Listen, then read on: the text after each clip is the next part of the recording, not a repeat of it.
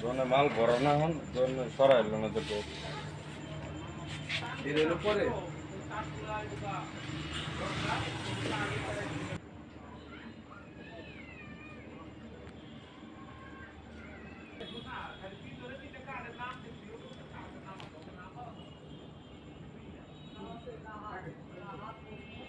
আসসালামু আলাইকুম। আমি বিবিসি নিউজ থেকে ক্রাইম রিপোর্টার মিরাজ বলতেছি। এক ভুক্তভোগীর কাছে আমরা এসেছি এবং কি এক ভুক্তভোগী মিডিয়ার কাছে এসেছে কোনো এক কারণবশত।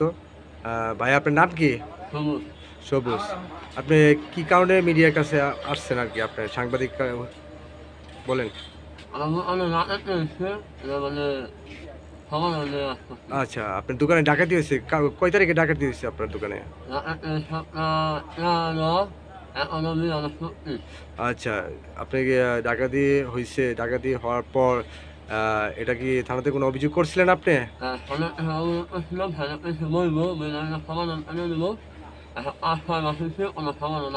সমাধান আসে নাই। আচ্ছা, আপনার কেস থেকে টাকা নিয়ে গেছে নাকি? কয় লাখ নিয়ে গেছে আপনি জানেন?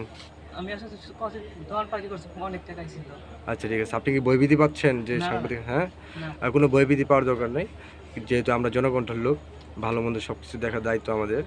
সমস্যা নেই, কোনো প্রকার সমস্যা হবে না আপনাদের। আমরা প্রশাসনভাবে আপনার যতটুকু পরিমাণ সাপোর্ট দেওয়া লাগে, আপনি সাক্ষী যেহেতু, সমস্যা নেই। আপনার নাম কি? আমার নাম মোহাম্মদ জাহিদ। জাহিদ। কি করেন আপনি? চাকরি করেন।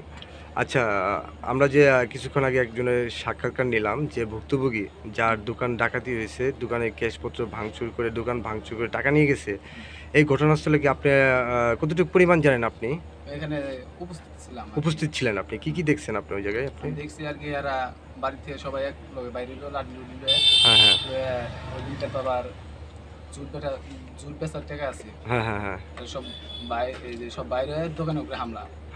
হ্যাঁ। ওরা কয়জনে ছিল? ওরা দোকানে আসলো তাও মিনিমাম 15-20 জন। আপনি নাম হলো বাদশা, হ্যাঁ, তারপরে হলো আপনার ইব্রাহিম, সাইফুল, হ্যাঁ আর হলো রাসেল। হ্যাঁ। কেস থেকে কে টাকা নিছে আপনি জানেন? কেস থেকে টাকা নিছে, এখন উড়াউড়ির ভিতরে অত কিছু তো আর আচ্ছা, ঠিক আছে, ওটা আপনার খেয়াল করতে আমরা ঠেকাই দিয়েছি। আচ্ছা, ঠিক আছে, আচ্ছা, ঠিক আছে।